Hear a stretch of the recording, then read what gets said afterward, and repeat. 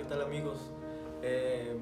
Vamos a leer hoy este libro, me parece que es básico para los que quieran empezar a aprender un poquito más de su cultura. Se llama La pirámide de Kukulcán, su simbolismo solar, de Luis E. Arochi. Son los derechos reservados de Luis E. Arochi, fotografías y dibujos del autor, primera edición 1984, 11ª reimpresión corregida y actualizada en el 2005. Puedes solicitar una copia en www.panoramaed.com.mx, impreso en México. Es muy buen libro, se los recomiendo. No es muy difícil de leer, y los que no lo puedan comprar, pues aquí lo estudiaremos. Tiene 19 capítulos, son pequeñitos. Tiene la pirámide de Kukulcán, geometría piramidal, pirámide y calendario, pirámide y serpiente, la pirámide de Kukulcán, tiempo y movimiento, ciclo agrícola y estaciones, simbolismo y realidad espacial, el juego de pelota, Tzolk'in, rueda calendárica y rueda de los catunes, Hab, el observatorio, Mayapán, Akin y Chilam, Quetzalcoatl y Kukulcán, Chichén Itzá y Tula, y el jaguar y la serpiente. Aparte tiene apéndice, bibliografía, índice analítico, índice de fotografías, índice de dibujos. El autor comienza con esta cita: no hay duda de que en el cómputo de los días adoptado por los mayas llega hasta 5 siglos antes de Cristo.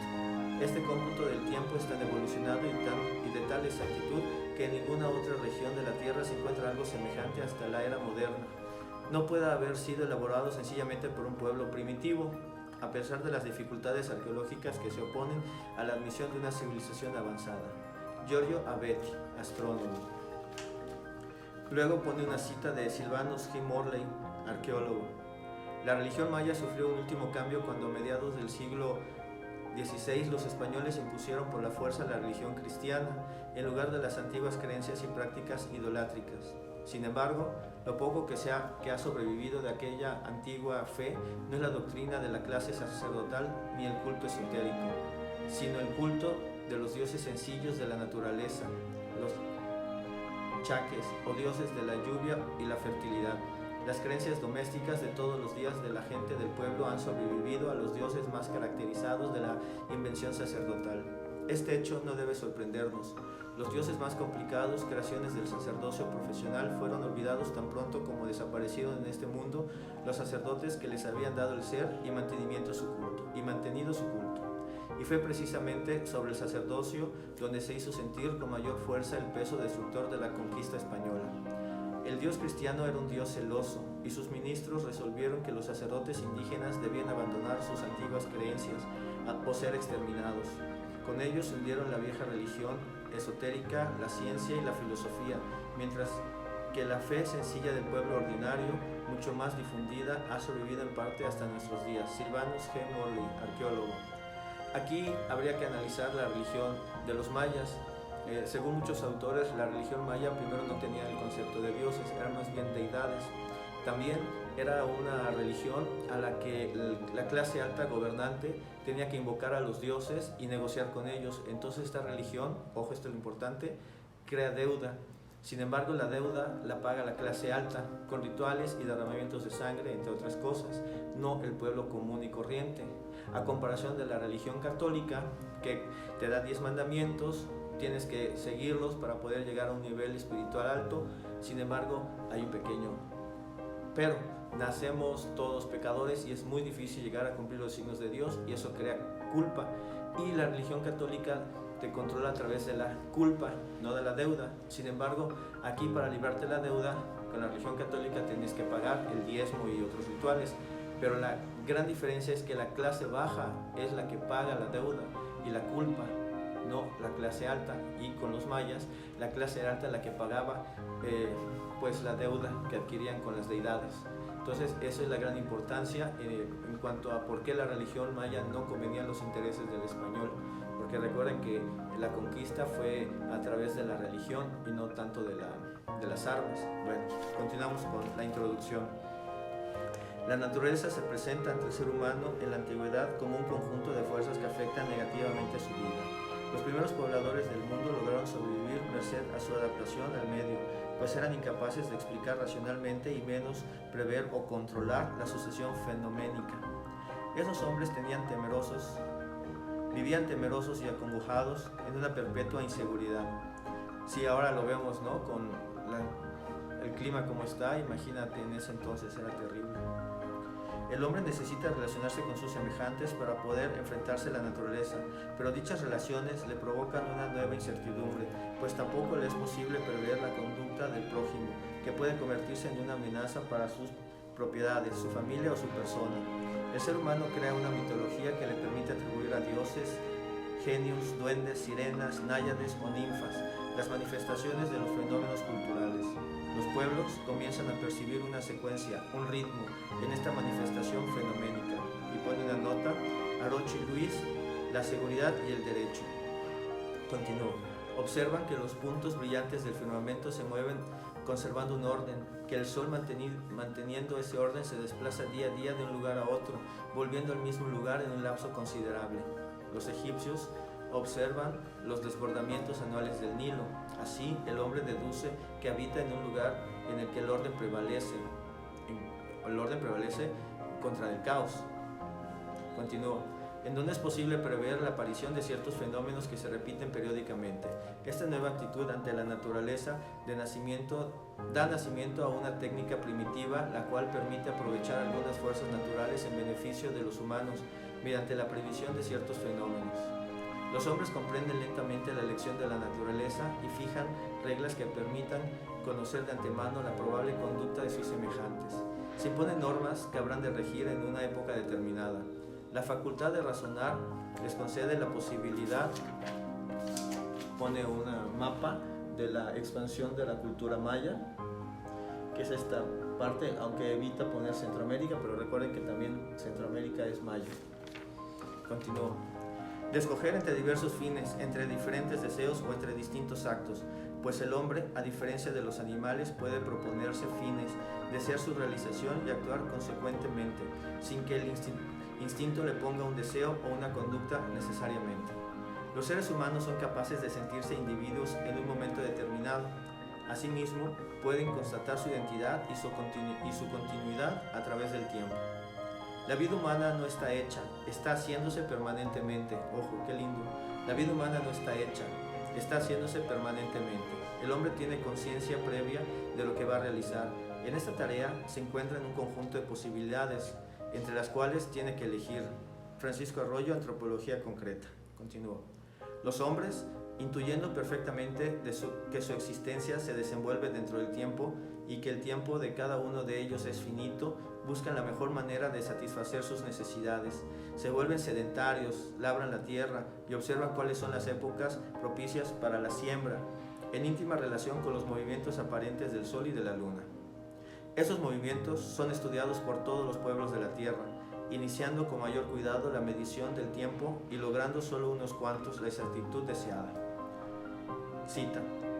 Propicia la conclusión del caos cuando el hombre inventa el número. Con el número principia el orden, la cuenta y la medida de todo lo existente, la conciencia matemática de la realidad circundante y la posibilidad de captar los ritmos de duración y repetición de los fenómenos naturales. Después de milenios en que toda la aritmética es uno, dos, muchos, los dedos de la mano entregan la serie de las primeras unidades y en ellas se engendra toda ciencia.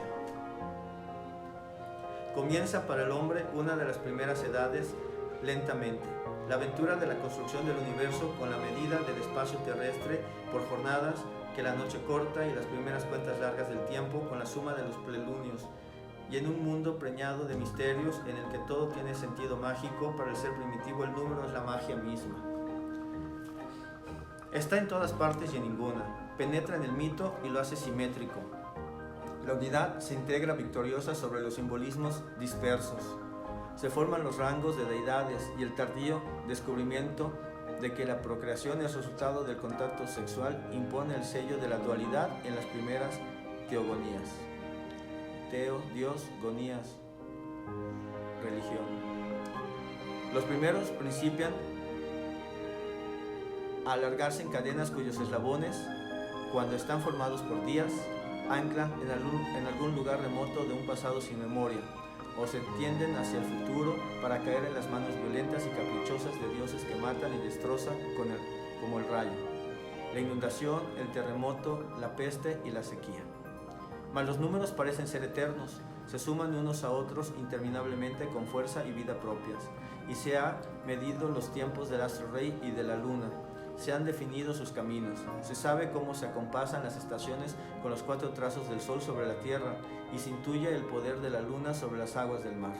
Entre las estrellas se han distinguido los planetas fulgurantes que se tornan en deidades que indiferentemente reparten felicidades y miserias. Los dioses que encarnaban en animales y plantas quedan para el vulgo o se destierran. Las propias deidades que personificaban elementos, fuego, aire, agua, ascienden a los cielos convertidas en luminarias nocturnas o se dibujan gigantescas en los asterismos de las constelaciones. Ellos dominan a los hombres. Nada escapa a su mandato. Desde el firmamento los astros y las constelaciones rigen y signan su existencia. Pero el hombre, en su debilidad, es poderoso, porque es poseedor del número, es dueño de la cuenta del tiempo y sabe que los dioses son cautivos de tornos y retornos invariables. Lindo, muy bien. El hombre por fin ha capturado el fruto, no sobre la tierra que pisa, desde el capricho de los dioses es ley, sino en las esferas celestes. Ya su existencia no es incógnita, sombría en la aventura del presagio ni en la suerte de la adivinación. Para saber el destino de siembras, cacerías o batallas, los números le permiten predecir sucesos normales y extraordinarios, calcular el advenimiento de nevadas y lluvias o su ausencia trágica, y lo que también es muy importante, pasos del sol por el cenit, solsticios y equinoccios, fases lunares, ortos planetarios y zodiacales, las rutas de los astros entre las constelaciones, eclipses y conjunciones planetarias. Y así, el hombre sabe mejor prever el acontecer de su propia vida en el porvenir lejano, anticipar por años y siglos los encuentros y alejamientos de sus dioses en un día preciso y en un lugar exacto del firmamento. Solo cuando se presenta un cometa con su cauda rutilante tronan los terrores de la antigua servidumbre, gravita drásticamente sobre la tierra lo imprevisto, se va la estrella humeante y la normalidad se restablece. El licenciado Raúl Noriega. Cita. Continúo. La luz y la sombra originada por los rayos del sol sirven durante siglos para hacer funcionar los gnomones, relojes de sol. Gnomones. Aquí está, mira. Gnomones. Que junto con las clépsidas, relojes de agua, al parecer esas se usaban en el observatorio astronómico, eran espejos de agua en el suelo y el maya siempre veía hacia abajo para hacer sus mediciones, casi nunca veían así. Entonces ellos usaban clépsidas, se encuentran en el observatorio astronómico de Chichén Itzá. Fueron instrumentos valiosísimos para la medición del tiempo. Los movimientos aparentes del sol y la luna originan las unidades de medición, día, mes y año fundamentalmente. En consecuencia, el cómputo del tiempo está muy relacionado con el calendario y la religión. Sabedor el hombre de estos conocimientos, vive entonces en menor grado de inseguridad. Así, el maya tuvo sus unidades para medir el tiempo: K'in, día; Winal, mes; Tun, año de 360 días; Katun, 20 años; Baktun, 400 años, entre otras.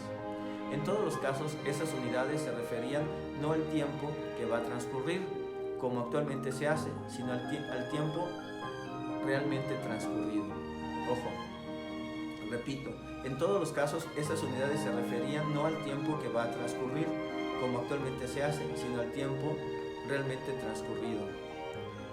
El descubrimiento del cero, su uso en función de su posición y el uso de su sistema vigesimal fueron factores importantísimos para el progreso de esta civilización. Estos descubrimientos fueron utilizados fundamentalmente para el cómputo de su tiempo, concebido sin límites hacia el pasado o el futuro. Solo, a manera de referencia, los mayas establecieron un punto como principio de su cronología. Parece ser hacia 3113 a.C., fecha que consideraban supuestamente como la última creación del mundo. Al decir de Eric Thompson, y hacia el año 2853 a.C., según Escalona Ramos, cuando la estrella Aldebarán, alfa del Toro, marcó el equinoccio vernal. Cronología y astronomía maya mexica. Continuó. Elaboraron sus calendarios, el Tzolk'in, o año sagrado, computado una sucesión de 260 días corridos sin división de meses, y el Hab, calendario de 365 días, dividido en 18 meses de 20 días cada uno y 5 días más, con 6 horas por cierto. Combinado estos dos, coincidían en un punto de partida solo 52 años después, que eso es un siglo maya. Para determinar la duración del año Hab, se basaron en los movimientos del Sol, haciendo los ajustes respectivos para alcanzar la perfección en el cómputo de este año, que la moderna astronomía conoce como año trópico. Este calendario ha sido considerado el más exacto de cuantos ha elaborado la humanidad. Sus tablas astronómicas, cuando menos, igualaban a las de cualquier pueblo de la Tierra en su época, y no obstante que estos conocimientos no pudieron haber venido de ningún pueblo de Europa, puesto que los mayas estaban 1000 años más adelantados. Nota del autor, Tipple John D., Astronomía Maya. Continúa. El maya tolteca de Chichén Itzá aprovechó magistralmente el cúmulo de conocimientos adquiridos por sus antepasados, fusionando los conceptos tiempo y religión, como ninguna otra cultura lo habría hecho en su época. Tiempo y religión adquieren un cariz espectacular en la pirámide de Kukulcán mediante la luz solar en los días equinocciales, 21 de marzo y 22 de septiembre. Continúo. Kukulcán hace acto de presencia en esos días, baja a la tierra a través de la pirámide erigida en su honor, y su descenso se produce cuando el sol ocupa una posición intermedia en su marcha hacia los solsticios o equinoccios. No ha habido religión alguna que no tenga al menos un símbolo con el cual se sostenga. Kukulcán fue un símbolo que armonizaba la cronología de la religión. Su representación fue la serpiente cascabel, crótalos doricios, de espalda diamantada. Se le identificó con el sol, la estrella que determina el día y la noche, la luz y la sombra, las estaciones y todas sus consecuencias, y la más importante entre ellas, la vida. Se comprende entonces por qué real y filosóficamente Kukulcán fue Dios. Ese efecto de luz y sombra que se produce en la pirámide en los días equinocciales también se observa en la pirámide de Kukulcán, el Mayapán, durante el solsticio de invierno. Me parece que el solsticio de invierno es cuando es la noche más larga y el día más corto, cuando la luz vence a la oscuridad. Estas observaciones originaron la elaboración de este trabajo, el cual en forma escueta y fuera de programa se presentó en la primera mesa redonda sobre Palenque, celebrada en ese lugar, y en el Congreso Internacional Americanistas realizado en la Ciudad de México. En esta investigación se recurre con frecuencia a las fuentes históricas como auxiliares valiosas de la interpretación. Las fuentes nos proporcionan datos que describen los aspectos ecológicos y geográficos de la religión o las religiones abarcadas en esos documentos. Regiones a veces muy diferentes en el siglo XVI o XVII que en la actualidad. Nos aclaran los sistemas sociopolíticos y económicos de los pueblos de estas regiones, nos revelan su mundo mágico y religioso y nos cuentan sus creencias, mitos y tradiciones. Nos describen sus templos, sus casas, sus escuelas, sus atavíos y lo que sus dioses, sus artes, sus ocupaciones y su vida diaria. En fin, podemos penetrar su mundo a través de las fuentes. Nota del autor.